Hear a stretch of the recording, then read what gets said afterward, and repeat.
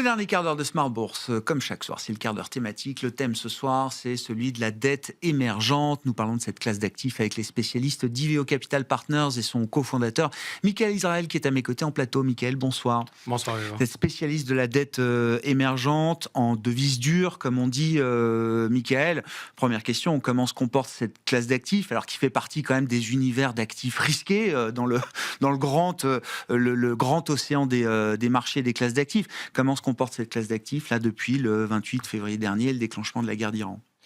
Alors d'abord plutôt bien, et en plus je dirais que ça fait partie, en plus on a dans notre univers d'investissement le Middle East, donc on est vraiment dans le cœur du sujet. Totalement. Ça représente à peu près 10% de l'indice, donc c'est pas rien du tout. Mais il se trouve que les marchés résistent bien, je pense que de manière générale ils résistent bien, et particulièrement le high yield émergent, corporate, résiste vraiment très bien. Il y a une baisse de 0,8 seulement sur l'indice, c'est vraiment pas grand-chose, même pas, c'est vraiment négligeable. Et je crois que tout simplement aussi parce que jusqu'à maintenant, et aussi la manière dont on est rentré dans cette crise, c'est avec une configuration assez défensive. Pas que nous, je dirais l'indice même, il n'y a pas beaucoup de duration dans cet indice. Il y a un niveau de carry qui est assez élevé, donc ça absorbe assez bien et assez facilement les chocs de volatilité. Et après, pour le moment, il y a eu des choses un peu localisées. Mais rien, c'est pas un choc de crédit global. Et ce qu'il y a, comme toujours dans les émergents, en revanche, ça c'est plutôt le point intéressant, c'est qu'il y a toujours des gagnants et des perdants. Et comme c'est un bloc hétérogène, on peut s'amuser à commencer à. Il y a un peu de dispersion quand même qui s'est créée. Même si au global, vous dites la classe d'actifs tient bien, il y a un peu de dispersion. Alors, en plus, quand le pétrole est au cœur du jeu, il y a toujours l'histoire du transfert de richesse entre les pays producteurs ou les pays consommateurs, en l'occurrence, vers des pays producteurs aujourd'hui. Des pays producteurs, on en trouve au Moyen-Orient, mais ils ont du mal à vendre leur pétrole dans le contexte actuel. On en trouve aussi en Amérique latine, c'est ça, exactement, ouais. En Afrique. En Afrique. Il y en a en Asie, mais c'est moins un terrain de jeu pour nous. Mais c'est vrai qu'entre l'Amérique latine et l'Asie... Et il y a une différence qui s'est créée, justement, avec cette ligne de fracture consommateur-producteur? Oui, alors d'abord, il y a une différence sur les pays qui sont importateurs de pétrole. On a vu clairement, là, ça fait partie des pays où il y a une petite baisse. Ce qu'il y a, c'est qu'il n'y a pas encore des grandes baisses. Mais si on prend, par exemple, l'exemple de la Turquie, qui est un pays qui a une vraie sensibilité au prix du baril, on a vu quand même une baisse des prix sur les actifs, enfin sur les obliges d'entreprises turques. Si je prends l'exemple aussi de l'Europe émergente, c'est intéressant. C'est aussi une zone qui dépend pas mal du prix du gaz. Donc, on a eu aussi une baisse des prix. Alors après, il n'y a pas que les baisses de prix pour se rendre compte qu'il y a une opportunité ou pas. Parce que parfois, si on prend l'exemple d'un secteur pétrolier en Amérique latine, eux, ça devrait être les grands gagnants, puisque justement, eux, ils peuvent exporter. Et ils profitent d'un prix du baril qui est plus élevé, et ils vont aussi profiter d'une demande en volume, parce que n'oublions pas qu'avant cette crise, on était dans un marché qui était excédentaire. Oui. Donc là, on se retrouve dans une situation inversée, donc il va falloir aussi augmenter les volumes pour ceux qui peuvent opérer.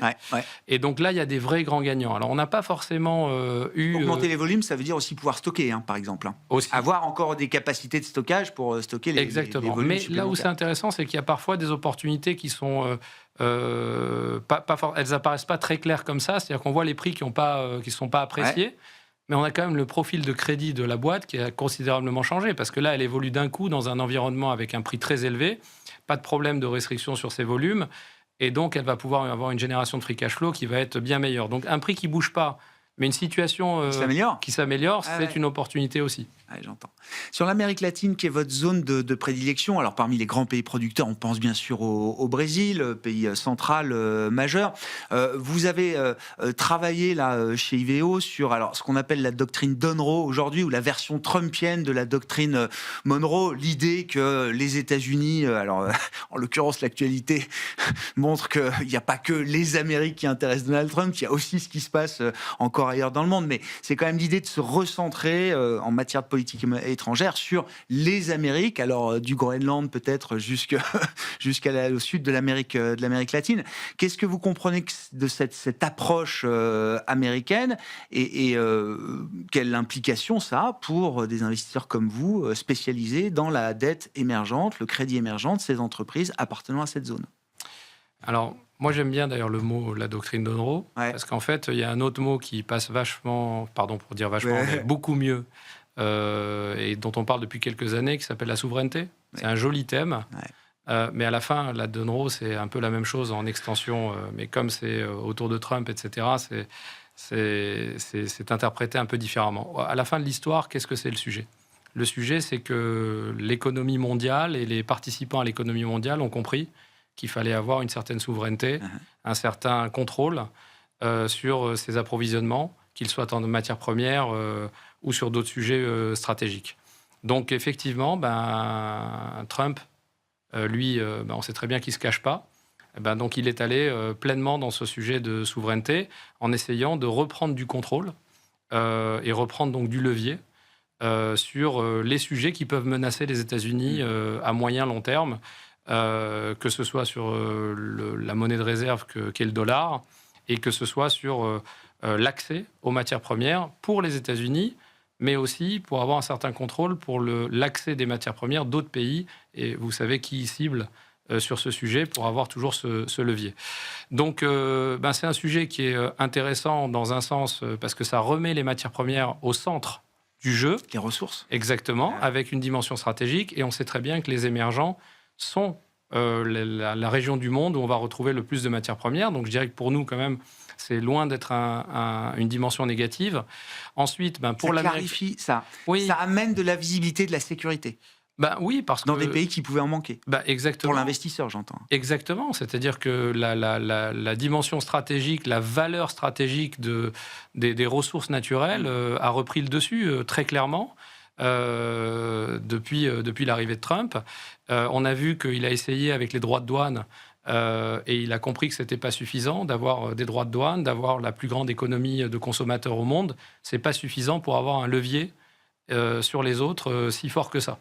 Donc, et il a compris aussi que l'accès aux matières premières, on lui a répondu avec ça. Donc, tout ça est assez clair. Donc, pour les économies des pays émergents et pour nos investissements, c'est quand même intéressant de savoir qu'il y a une clarté, comme vous dites aujourd'hui, sur l'importance et la valeur de ces matières premières.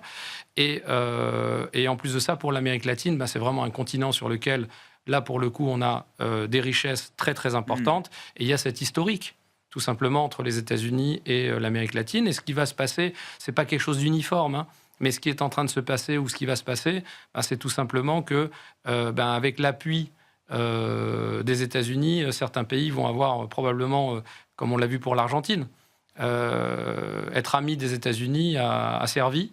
C'est un petit peu ce jeu qui va se mettre en place. Donc, c'est pas venir contrôler les actifs de ces pays-là, mais c'est avoir une influence sur ces actifs-là. Et ce n'est pas négatif pour nous en tant qu'investisseurs. On a vu, le secrétaire au Trésor américain, Scott Bessent, a soutenu le régime de Milei à travers des pare-feux financiers, effectivement, pour protéger l'Argentine de la spéculation éventuelle contre sa devise. Exactement. Alors, comment on gère tactiquement ou stratégiquement le moment actuel, Mickaël, sachant qu'on parle avec vous des émergents, mais ce qui reste le juge de paix, ou en tout cas le taux de référence mondial, c'est le 10 ans américain, ou en tout cas c'est la courbe en dollars, comme vous dites. Vous opérez en devise dure sur cette dette des entreprises émergentes, Mickaël. Comment vous regardez les mouvements de la courbe, là ? Alors, petit phénomène d'aplatissement avec en absolu quand même des taux qui remontent un peu tout au long de la courbe, avec un 10 ans à 4,25 peut-être au moment où on se parle. Est-ce que c'est des niveaux appropriés qui reflètent les tensions du moment ? Est-ce qu'il y a matière à y voir des opportunités par translation, évidemment, pour des marchés émergents ? Alors, d'abord, quand les taux remontent, donc on est plutôt sur la zone, on va dire, sur les durations sur lesquelles on travaille, c'est plutôt le 5 ans américain qui va nous intéresser. D'accord.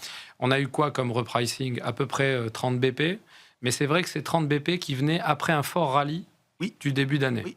Bon, chaque fois qu'il y a une remontée des taux comme ça sur les États-Unis, pour nous, il y a deux aspects. Il y a d'abord, est-ce qu'on est impacté au niveau des prix ? Pas tellement, parce qu'on a cette chance que je précisais au début de la conversation, on n'a pas beaucoup de duration. Donc, on n'a pas une très forte sensibilité au taux. En revanche, ça nous donne des opportunités d'améliorer notre niveau de carry du portefeuille. Donc là, on a eu un petit écartement des spreads, plus un petit repricing des taux. L'addition des deux nous permet d'avoir un carry qui est un petit peu meilleur et qui s'améliore. Donc nous, évidemment, à chaque fois, graduellement, pas du tout de manière dogmatique, on va essayer d'aller profiter de chacun de ces moments où on peut saisir des opportunités sur des des risques volatilité et rendement qui nous paraissent intéressants. Donc on va augmenter sur certains dossiers un petit peu la duration.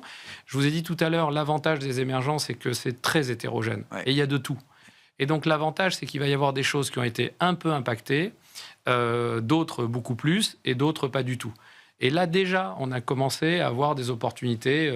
On a le secteur de l'aérien.